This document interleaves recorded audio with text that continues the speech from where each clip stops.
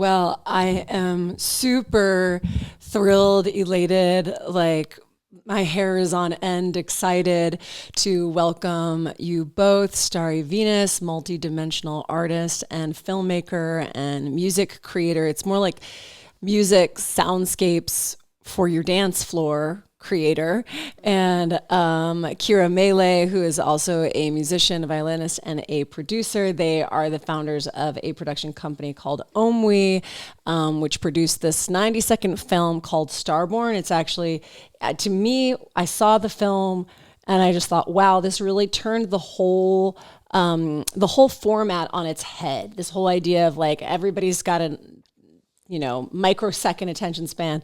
Let's tell an actually deep, cohesive story in 90 seconds. Blew me away.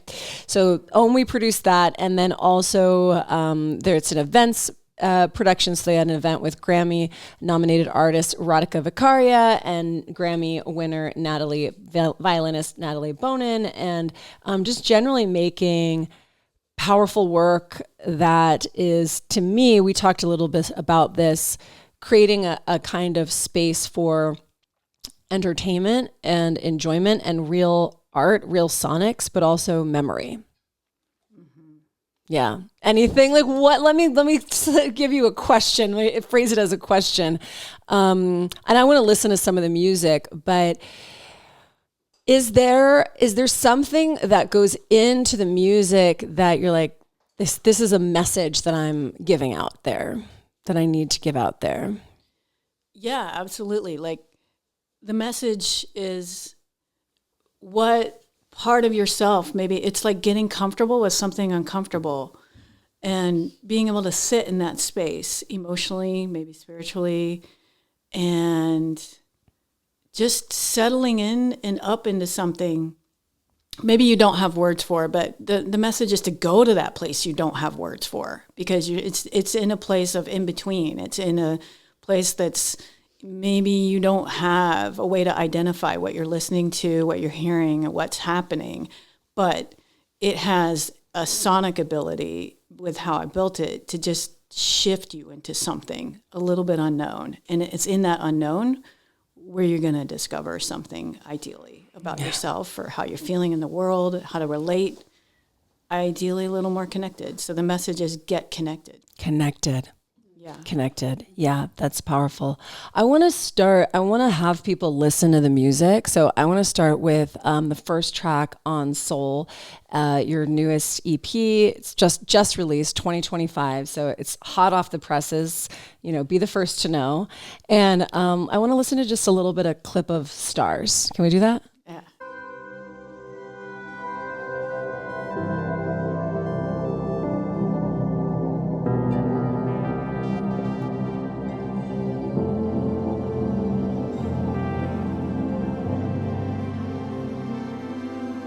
Stars are falling above my head, out here in the middle of the desert.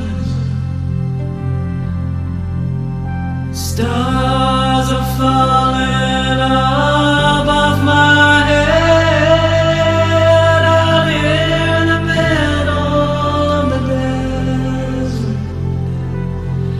I found a brand new universe where we can go. I found a brand new universe where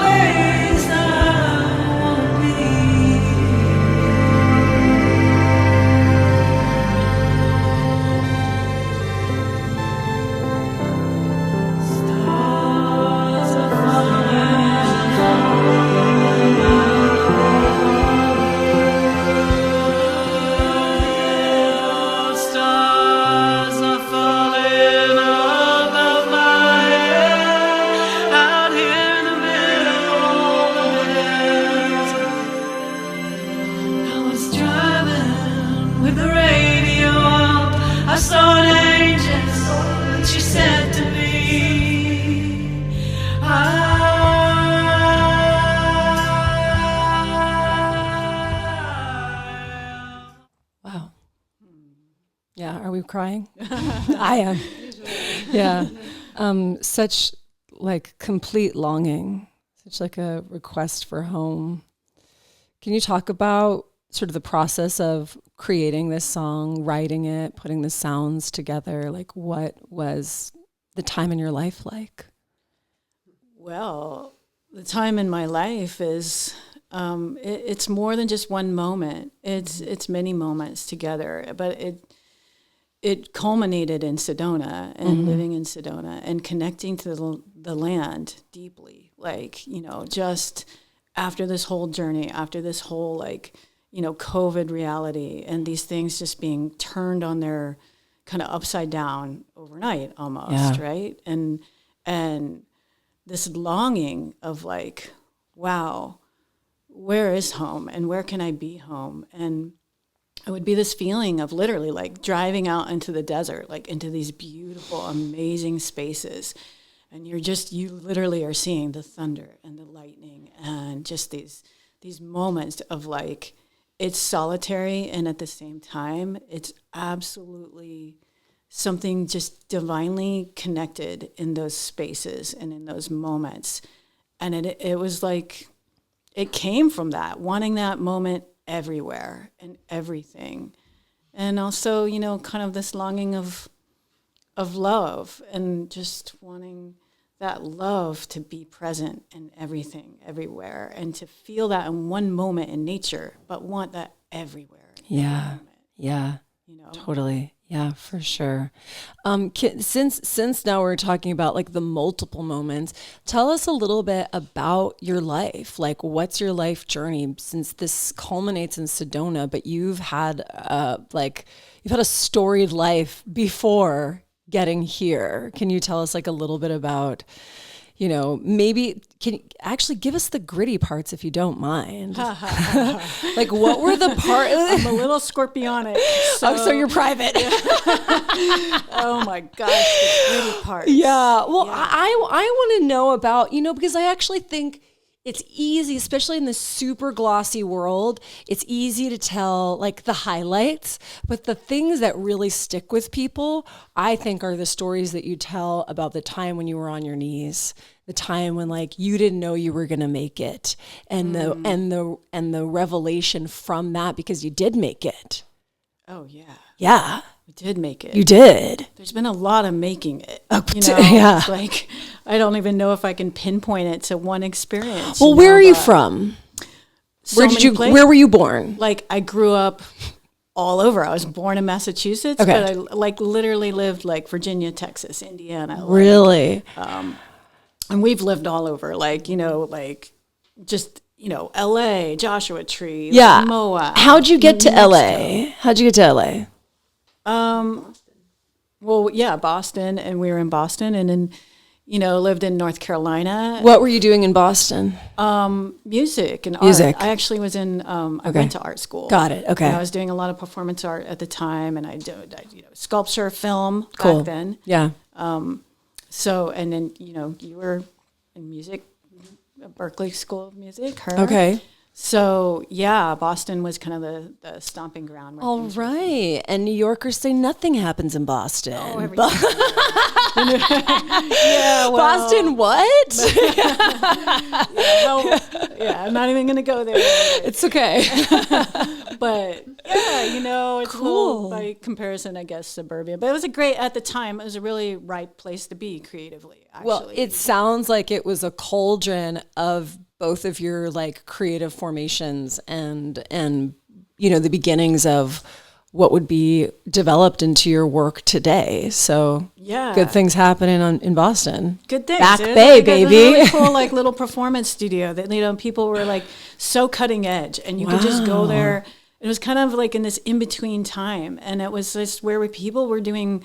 I did some pretty wild work at the time, but it was like it was a place where you could really. You felt like you could experiment and you could. It didn't have, like maybe the same kind of pressures that, New York might have. Yeah. It didn't have that pressure, but it had that like impulse to just and people were in that place at the time artistically. It was kind of before things went, super postmodern, whatever. But there's still like an exploration of creativity that was really powerful. That is cool. Yeah. That is very cool. And then, so from Boston, North Carolina, I mean, musicians are known to be traveling people.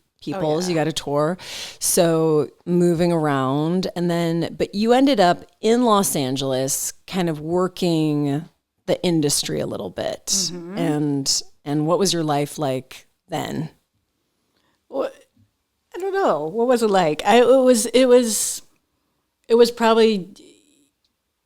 living in LA, It was like in the thick of it. You're not really thinking about it because you're in it, and you're like, but it's an interesting thing when you're in that space and you're like, oh, okay, I'm working the industry. I'm trying to be part of this thing. Right. And at the same time, just enjoying the beauty of this city and the creativity that's happening here. And at that time I was like doing some screenwriting, connecting with like doing some different things. It wasn't just music. Right. But I think it's like the energy, again, it's just a great place to be energetically. But at the same time, there was like a moment of just like, I don't want to do this anymore. Yeah. I don't want to play this game. I don't want to play a game for my creative process. Why? Yeah.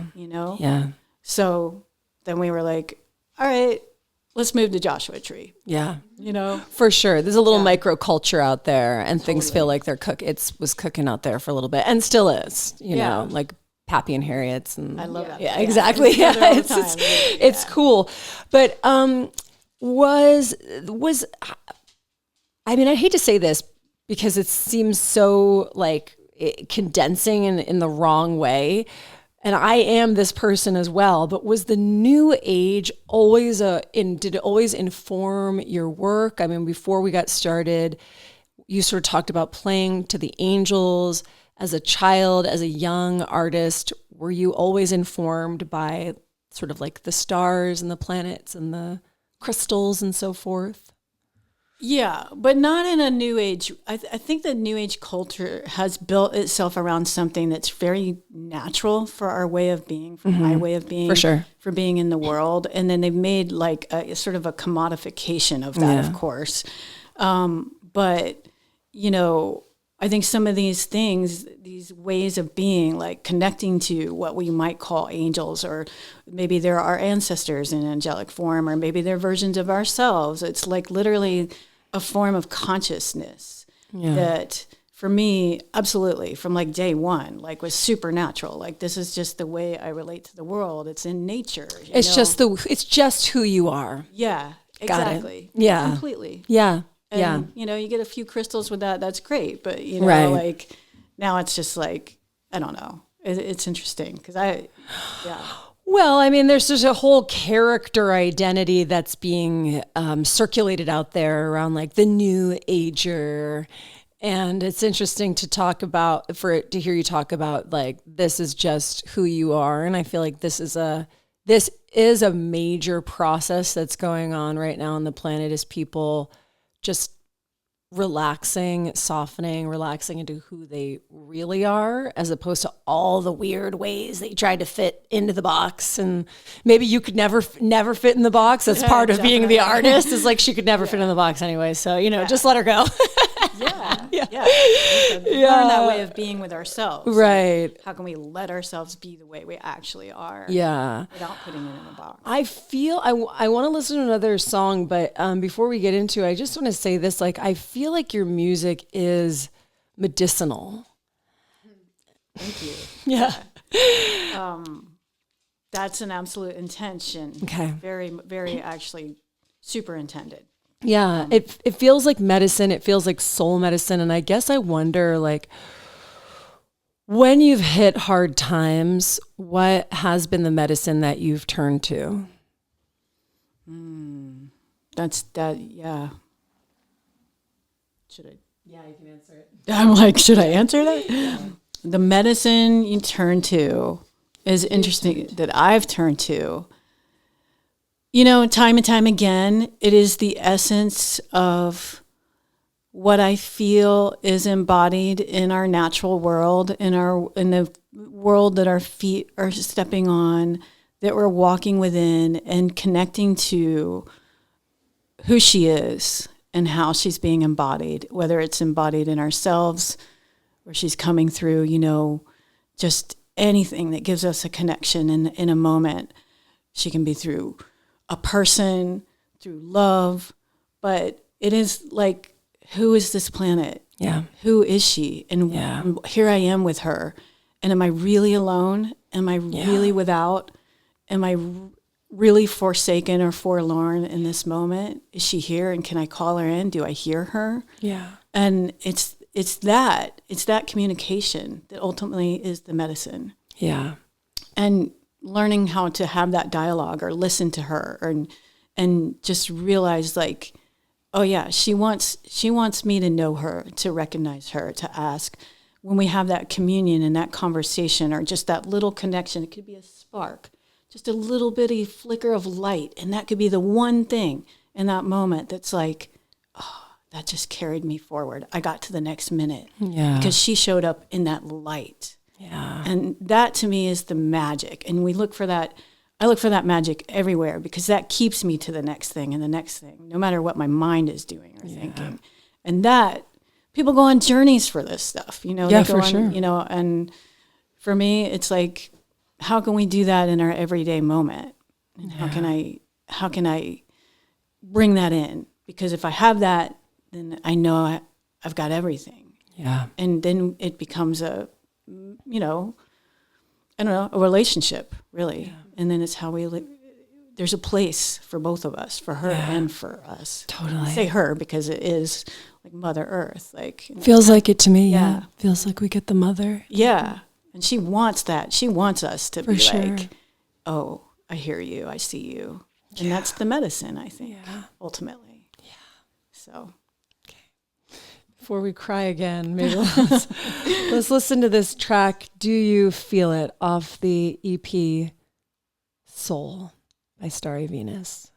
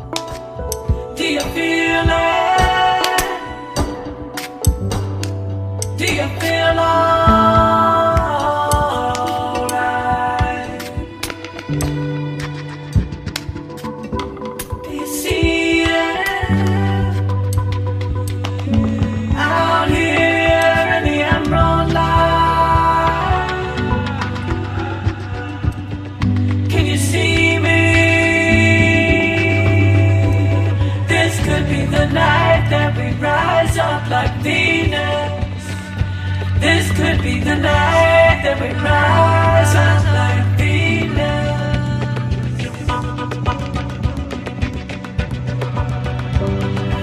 Let your waters wash over me. Let your waters wash over me.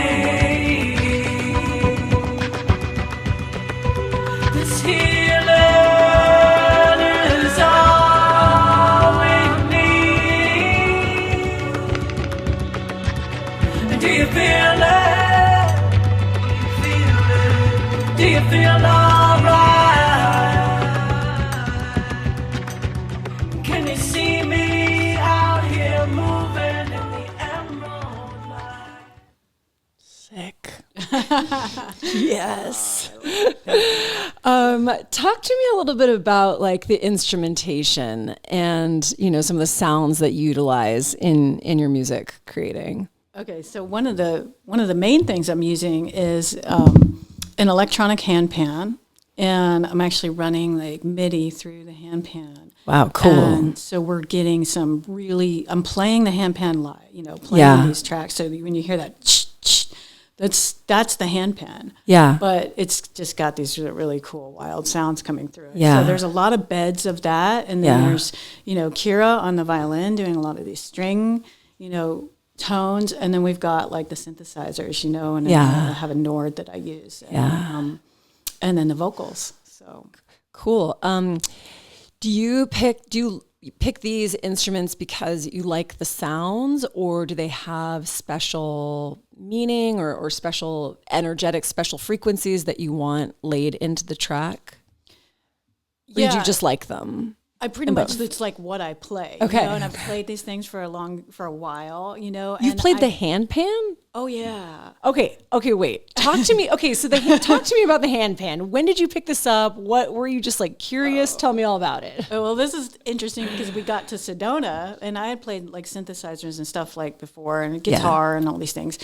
But as soon as we got to Sedona, I was like, I need something I can just like go out on the land with. And I was like, what's this thing? You know, I think I even had a dream about it or something. And and I'm like, this thing exists. So I got like this acoustic handpan and just went out, and I'd go out like hike and literally just like sit in the middle of nowhere and be like, playing this thing.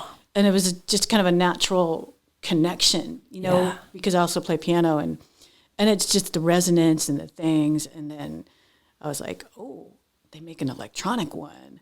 So you can literally like do anything with this thing, and then that's like a merging of worlds for me. So you get like, you know, cool, but you can also, it's like, you know, the frequencies that ultimately musically, anything with a certain level, you know, aspect of frequencies, I just get really excited. You know, the synthesizer, to me, it's an organic instrument because fascinating. Yeah, it's all frequency. Right. Yeah. Okay, I want to go back to the handpan, and I want to go back to the handpan that's electronic and that merging, and I want to talk about, you know, just how, you know, if I just like fluff my guest a little bit, one of the things I think is amazing, all that I truly and sincerely think is amazing is just, you know, making music that people want to listen to, that is cool, that is actually, it's good music, and it doesn't take you down in a downward spiral. It takes you in a regenerative, like energy building kind of spiral. And so much music is actually like, I can feel my cells unraveling inside of the sounds. And inside of these sounds, I feel myself, you know, forming back together. Yeah, I love it. Yeah. I guess that means it's working. I guess to make it into a question, I guess I still want to ask you though about, like, tell me, would you please unpack what you mean by the synthesizer being an organic instrument? Because I think most people, you know, it's not an acoustic guitar. I guess maybe that's a little radical for some musicians. For sure. I don't know. You boundary pusher. Yeah. She's pushing the envelope you know, out there. I mean, you've got like the people, like when they originally like created these instruments, you know, they're literally just like hooking up wires. Well, yeah, we did. Oh, we did. yeah. And we used to hang out with like some friends. No way. Worked for them. And like, that is cool. So like literally like this guy, like, you know, he worked for them and he had a room like this.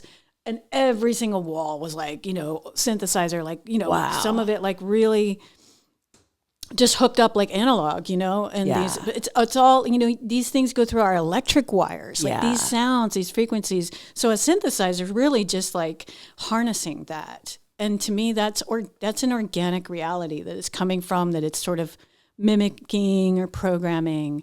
But, you know, when you start playing, just because it's in a little, you know, what's a key, you know, what's a computer, what are these things? They all do something organic. And I don't really think of it any differently because I hear the sound. And if the sound is doing something with itself and creating, you know, you're creating these patterns or whatever it is, that's organic. Wow. Yeah.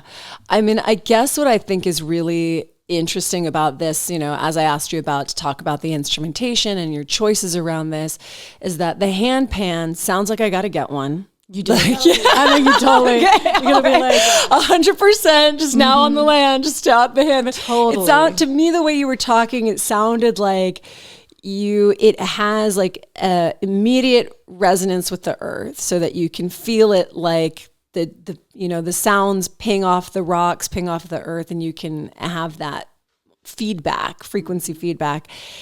And then Also, I guess I'm just checking that if I'm hearing this right, this is going to turn into a question, that, we're in an interesting time in humanity. We're in these really in between times where, and this in between time seems to have taken a long time as well, because we were once Neolithic, right? Just living in huts, running around, catching our food and living in small communities. And then we've been kind of on this way out of Neolithic man, still having Neolithic desires, just want to connect with each other, want to eat fresh things that come from our earth, don't really need a lot of stuff, actually, like, me and my earth is enough. We have these Neolithic desires, but we are moving into an electronica age. Age of AI has arrived, and it is on the meteoric upswing. And I think we also see a lot of things that as humans we enjoy about that, the connectivity, the speed at which things happen. And I guess I see in you a really authentic and organic merger. It doesn't seem like there's no problem for you. Some people have a problem. I kind of have a problem. I'm like, I'm so sick of the electronic age, but you don't seem to have a problem. Can you talk about what your opinion is around, you sort of talked about it already, or the synthesizer being organic, but how electronics and like living so close to the earth work for you hand in hand? Yeah, that's a provocative question. Okay, like great. That's really interesting, because I think it goes back to how I connect with creation and what I think about creation, and where I think, like, I don't think robots are going to take over the world and we're going to have anything to worry about here. I think that's a myth. Right. We have nothing ultimately to worry about, because who created these computers, right? Who created the synthesizer? Who is harnessing this energy ultimately? We are, and we did. And we all want to, getting barefoot on the land and being in connection with that is extremely important. But I think when we realize, like, we are the ones, this is our creation too. And all of what's happening in this reality, reality is our creation. So we have a certain kind of responsibility, accountability, power.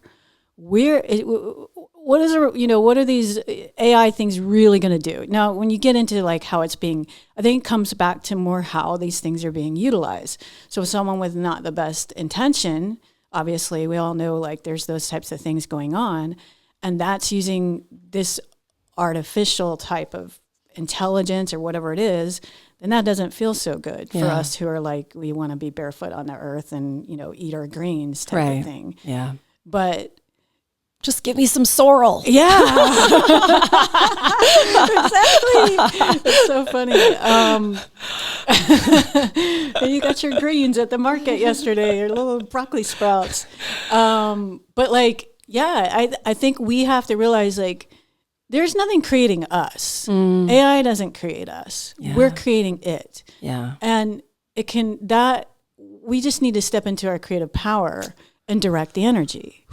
But we have to get ourselves to those places and stop kind of allowing whatever it is, these big corporations or these big systems to be the ones like utilizing it. Yeah. And then we decide, do we want this part of our reality or not, you know?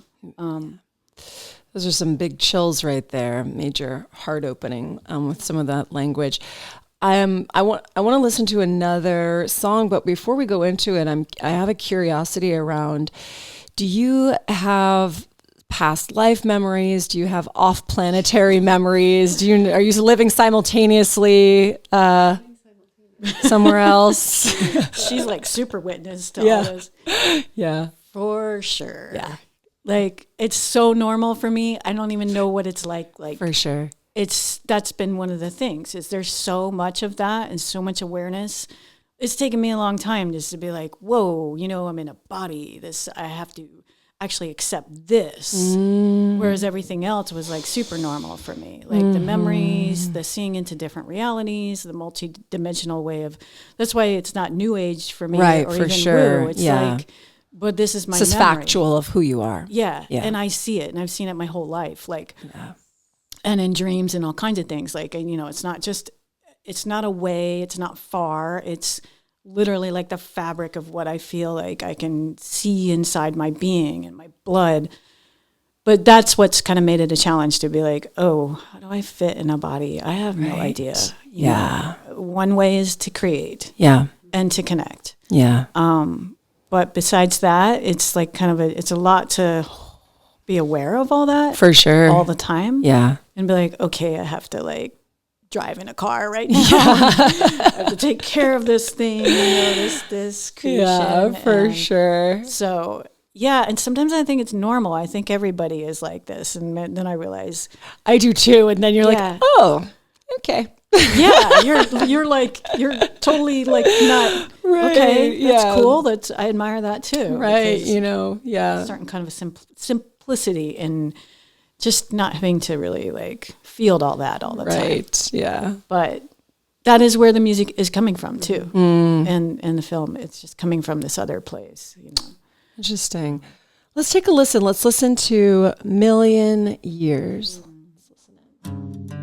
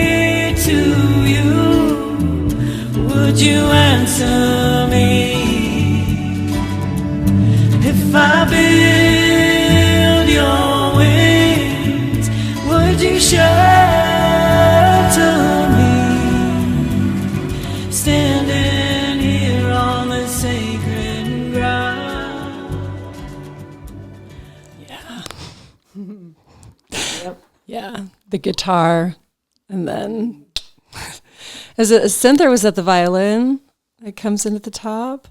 That's her. Yeah, it's multiple violins. Yeah, that's what it sounded like. It was so earthy, and then you get like the angelic frequency coming in hot. Yeah. Let me ask you. I'd like to talk about Starborn. I'd like to talk about the film. Can we go there? Oh, yeah. Yeah. So Starborn is this short microfilm, 90 seconds, about a goddess that finds herself on Earth and is sort of like stunned and surprised and has to like come back to herself and her memory, and it's all packed into, something that can be put on Instagram. And where did this idea come from? Where did we start? How was this germinated? Oh, wow. Yeah, it was germinated. Well, a couple things. Early in the year, I had a weird injury. It was very strange. It was like 1 minute I'm fine, and the next minute I'm like, am I paralyzed? What happened? I had to crawl to the couch, and I was kind of like stuck in this position and didn't know what happened. Like something happened in my lower back, kidney, and it was severe. It was like pain scale 10, out of nowhere. You know, suddenly I'm in like crisis mode, and I don't even know why. So I'm sort of like living on the couch, and then, you know, for while I'm healing and going through this process. And then, you know, I think it was Kira, one day you kind of came in and you said, hey, there's this little like film, whatever you call it, like film festival, it was a contest. Yeah. Okay. And here's, you know, I think, what do you think? You know, and I'm like, I can't even walk. I don't know what I think. Should I do this? But suddenly I was like, you know what? I just felt that it's like, I felt this thing come through, like, I have to do this. Wow. And so I just the idea was right there. The script was there. Everything just came. And suddenly within days, I'm better. I'm up, like walking, standing. Wow. The crew comes together and we go and we just like, it had so much momentum in and of itself, which was kind of fascinating. Yeah. And that's continued. Wow. So it was almost just like, okay, here it is. You're going to show up for this. Right. And it was kind of a classic creation moment. Yeah. If you're in the right creation moment, the whole thing can come together. And how long, it's 90 seconds, but how long did you guys shoot for?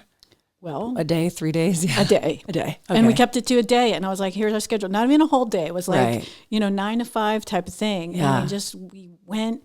Wow. And it was kind of amazing. The day just like, it just opened up and there's all these like rainbows and really wild. We have photographs of like behind the scenes of all these, like when you see the rainbow in the opening scene. Yeah. That's real. Wow. It's actually happening. I didn't even God. place it there. It was just like, we start filming at like, 11:11. Didn't even try to do that. And then, we just synchronicity. Everything was, this is Sedona magic. So that was one of the things I think people are connecting with. That's just inherently in the film. This Sedona magic just comes through, or this magic, that magic I was talking about earlier, comes through. And I think that's part of like saying yes in that moment. You say yes to creation, yes to this opportunity. But it's like it's not just like this moment on the couch in this like isolated situation. It's like a whole moment of life coming through, and you just say yes, and then boom. Wow. Yeah, it wasn't like something that you were brooding over and trying to make happen and trying to put the pieces together. No. It was something that like actually just it fell out of you practically. Practically. Yeah, like a baby when you're walking just falls right out. This little baby, just got a script with her and all the things, Wow. One of the things that really stunned me was actually how cohesive of a story it was, and how you can tell a tight and profound story in 90 seconds. Yes. Wow. I love that, actually. I was kind of really excited. I was like, because of the multidimensional aspect and what happens and what can happen. Think about like what can happen in your life in 90 seconds. Literally, you can have a baby. Yeah. You can experience life, death, love, like destiny. Absolutely. All the things can happen in 30 seconds or 90. And that was actually something I'm really passionate about, was like, can this really work? Can we do this in 90 seconds? Yeah. And I just knew like, well, I got to try.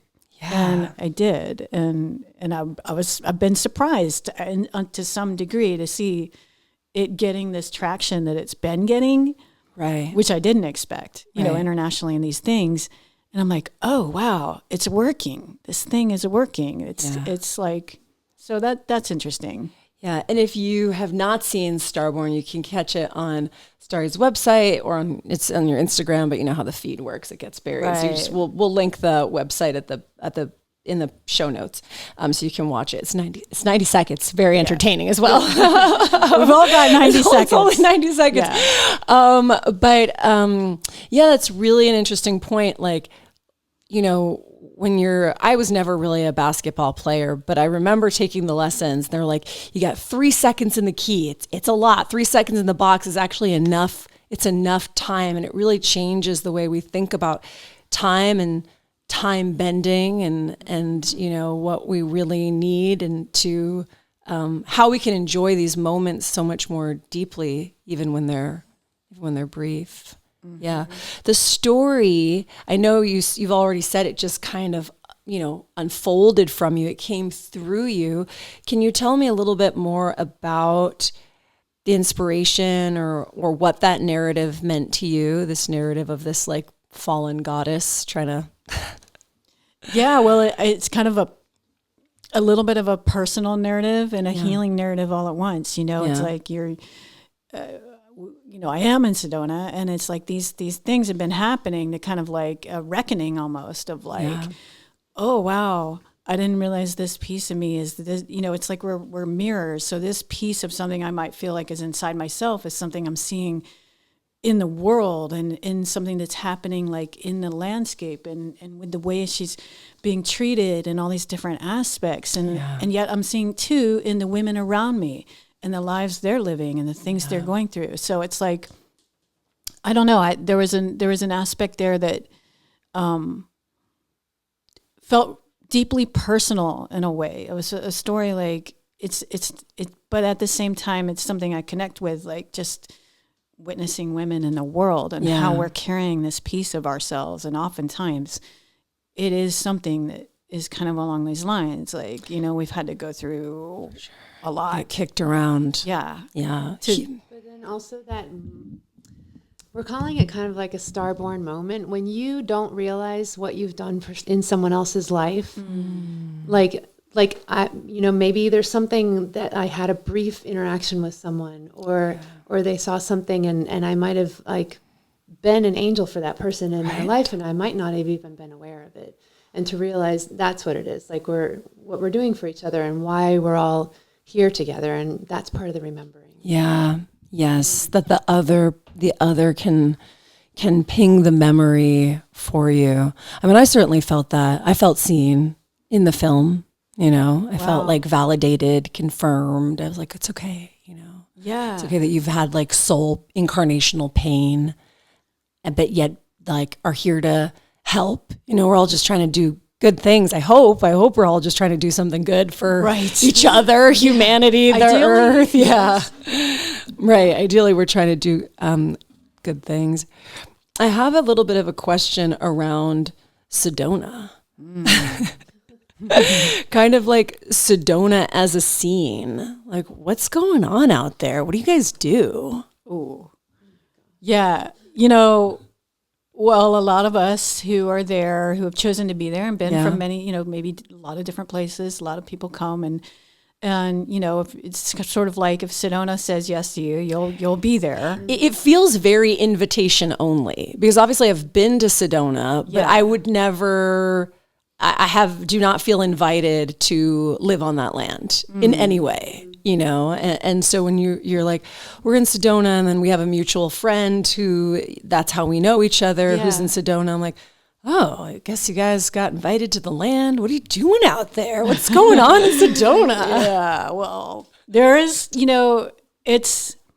of course, there's a whole tourist culture. So you have that, and you have that happening. And I used to be like, oh, wow, I don't think anyone should be living here. For sure. There is that. Definitely. That's why it took us a long time to get there. And then, if you make peace with that, and then you realize what's happening, because it's just what's happening in our world.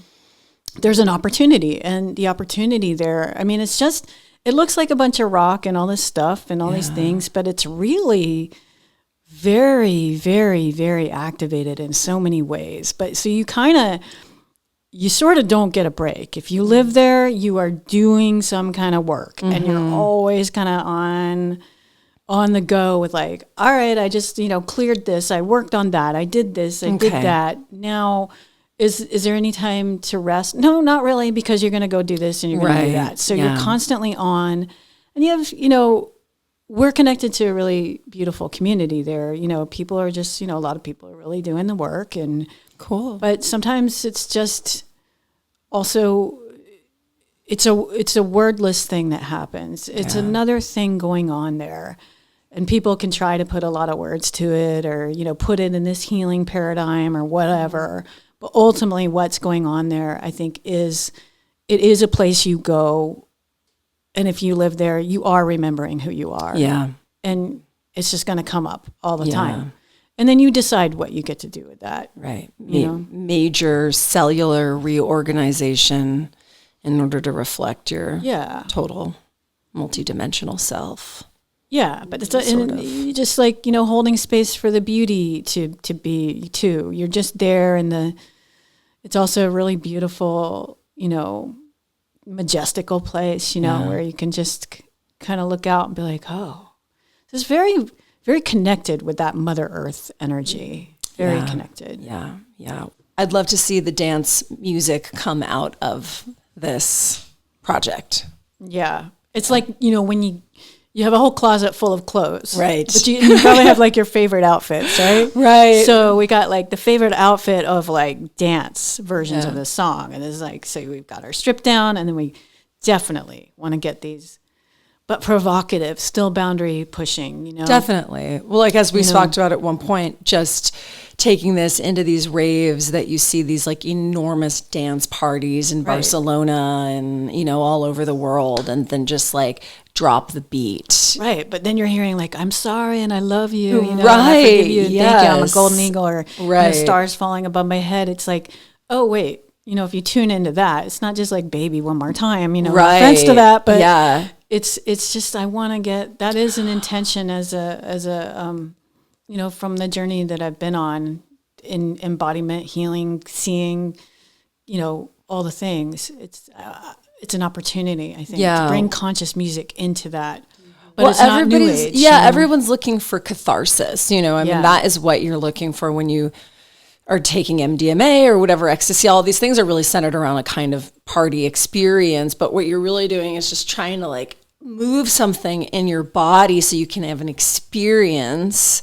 And so actually this music, your music is extremely cathartic. Like it moves, you know, you're like, oh, I felt something. love Thank that. God. Yeah, that was So when you add the beat to it, Right. it's a catharsis, but it's a catharsis in a way of also awakening and remembering your multidimensional self, which I feel like is more and more common these days. More and more people are remembering multiple lifetimes, simultaneous lifetimes, you know.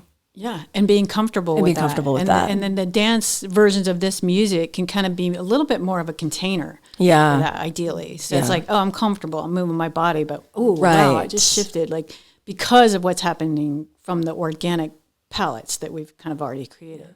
And then you have some like film work, multidimensional like visuals that you want to set up with those as well. Very provocative, not just like, you know, abstract things, but I want to show some more of this goddess story, this embodying the feminine. It's for men too. It's Yeah, not just for like, sure.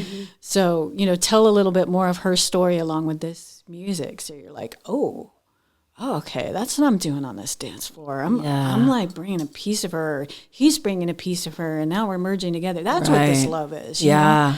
know? If I can do a little bit of that, I feel like it's kind of, you know, At the very least, it sounds like a really sick art installation. Yeah. So at the very least, the you know, very it's just cool. And then, and it's definitely more than that too. Yeah, exactly. Well, these are really powerful and intentions and exciting things that are happening ahead, and a great invitation to anybody listening to, like if you are that DJ, you know who to look for. oh, thank you. We're so in the Naad today. Yeah, I love the Naad. Right on. Yeah. It's a good place to be. It is. So let's take it out with this moment.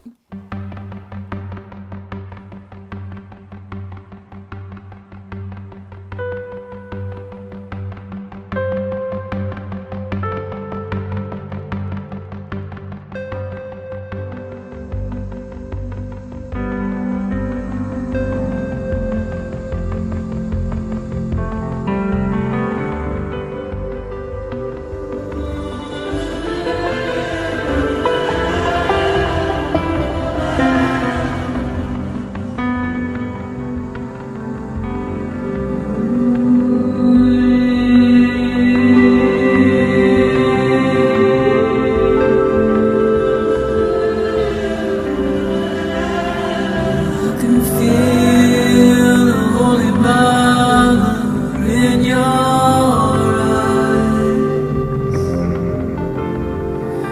I can see the in your Holy Spirit, in your I'm sorry, and I love you, and I forgive you, and I said thank you for this moment. I'm sorry, and I love you, and I forgive you, and I said thank you for this moment. Thank you for this. I feel all mother.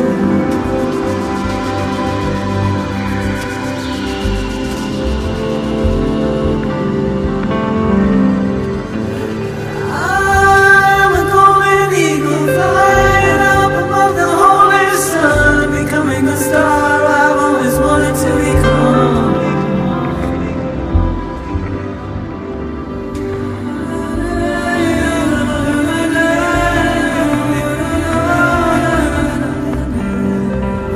I can see the Holy Spirit in your mind.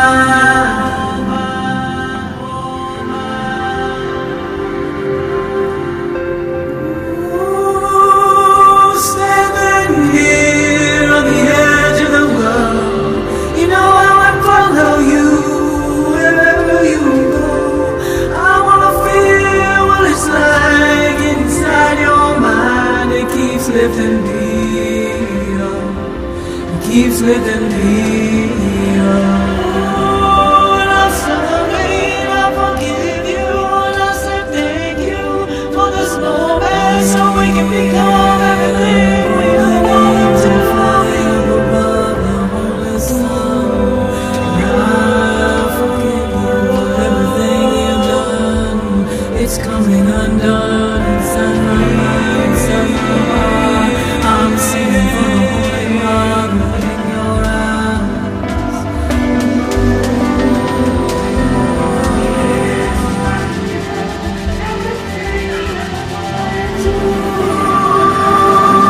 Standing here on this perfect day, standing here on the edge of the world, I will follow you wherever you go, just to feel what it's like inside your mind. I can feel the Holy Mother inside your eyes. I can hear the Holy Spirit moving through your mind. Feel the Holy Mother in your eyes. So we can become everything we ever wanted to be. We can become everything we ever wanted to be.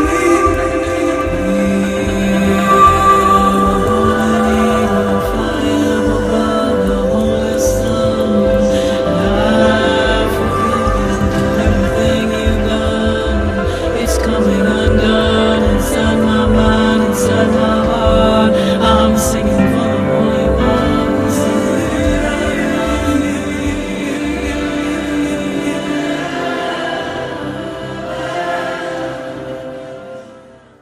What a celebration. I like that. Thank you, ladies. All right. Thank you so much. Thank you very much. I can't wait for everything that's ahead. Lots of things ahead, so it's good. Yeah.